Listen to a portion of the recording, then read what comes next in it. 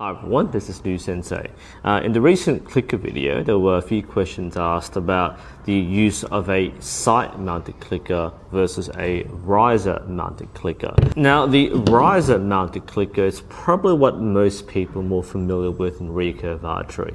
Basically, it's a strip of aluminium or carbon which is screwed onto or glued onto the riser. Most risers have a very tiny bushing which you can screw it on, and it basically acts as the clicker like this.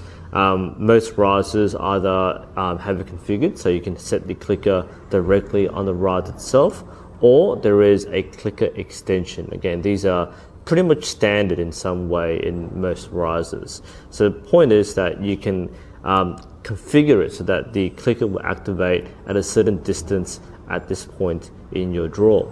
The site-mounted clickers, like the AAE, obviously mount on the site. So they have a screw and a clamp, so they basically bite onto the sight bar and they stay there. So to adjust the length of your clicker, you simply loosen the screw and you can therefore move or slide the clicker up or down the sight bar. So the question is, why would you use one over the other? The short answer is, well, you basically should be using the regular clicker or the riser mounted clicker when you can. The site-mounted clickers have several key disadvantages. So we'll talk about why people would use them and why you shouldn't use them. Now, there are two groups of people who would be more inclined to use the site-mounted clicker. The first are kids, and that makes sense. Children are very young, they have very short draw lengths, and their arrows might be like way longer than their draw length. So to actually get a correctly spined arrow to shoot from a junior bow with a very short draw length, you might have to use one of these, and that makes sense. And of course, as the person grows and their draw length increases, this can be moved closer and closer, and ultimately they will probably move on to a regular clicker. But as a stopgap measure to adjust as they grow into archery, the site-mounted clicker has some very good advantages. The second group of people who would benefit from this clicker would be people who need to have a longer arrow to attain the correct spine. So here's an example. I used these Easton X10 750 spine arrows with my old bow back when I shot 40 pound. And when I bought the X10s, we found ourselves in a curious situation. So I'd gone from ACEs to X10s, but the spine ratings for the ACEs and X10s are different. So when I bought the X10s, I basically had to get a softer spine and eventually cut it down. Now, this particular length is, at the time, what we tuned the bow to. So to get the straightest possible flight from the X10, it had to be this length. The problem is that this is longer than what my riser could accommodate for the clicker. So the solution is to use a site-mounted clicker. Now, what it turned out was that it was about 2 or 3 inches in front of the riser extension, but because of that, I couldn't use the clicker on the riser. So this was the only option. And that's a very good reason, a valid reason to use this if you're a more experienced archer, because ultimately your arrow spine and your tune is paramount for an Olympic style shooter, because you need this to be as close and accurate as possible.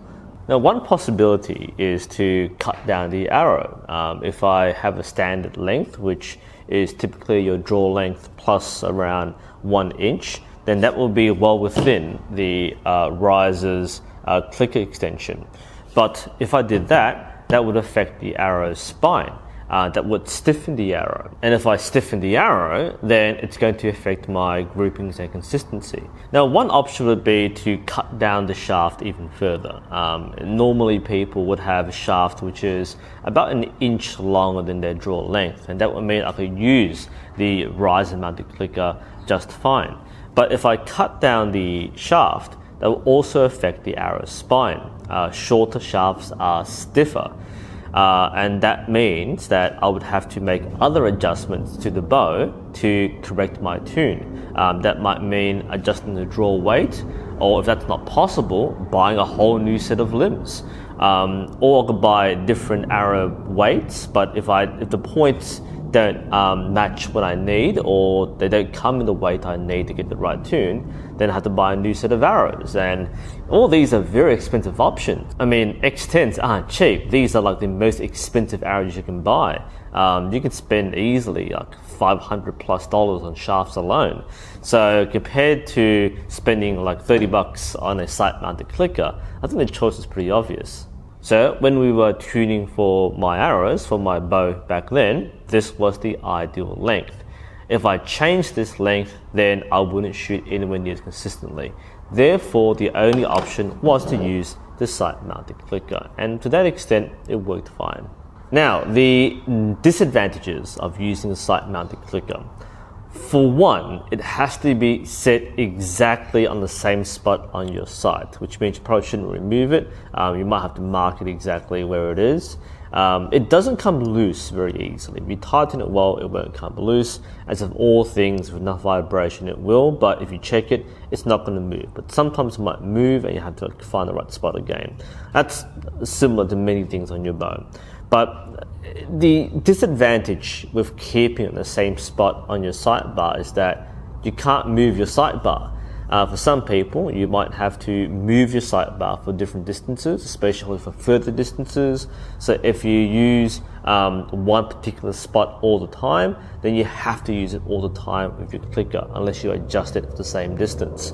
Likewise, if you're shooting at 70 or 90 meters and you have to move it even closer, or even reverse it to get the right elevation, then this is basically made redundant. You can't adjust your clicker distance if you have to move your sight above each distance. Most people don't do that. Most people use one notch on the sight bar and they use that for every distance. But if you have to move this, you also have to move your clicker.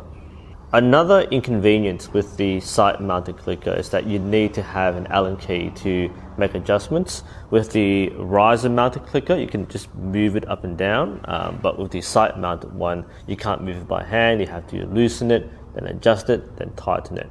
That can be a little frustrating if you're shooting in a competition and you have to make a small adjustment, whereas with the other clicker, if you need to, for whatever reason, adjust the clicker forward or backward, you can do so very easily.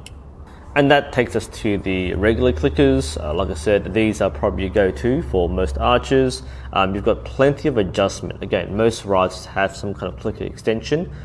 It's very easy to adjust this within a certain range. The only reason why you wouldn't use one of these is if your arrows simply go past the clicker extension and therefore you can't use the clicker. For every other reason, this is just as effective, if not more. Now there are some minor things, but for the most part, which one you use is going to be based on how long your arrows are. If you need to use longer arrows, whether because you need the right tune or maybe because you're a junior shooter and you have very long arrows, then the sight-mounted clicker is perhaps the more viable option. But if you don't need a very long arrow, then your standard arrow with the standard clicker would work even better. Anyway, I hope this was interesting and helpful. This is New Sensei. Thank you for watching. I'll see you next time.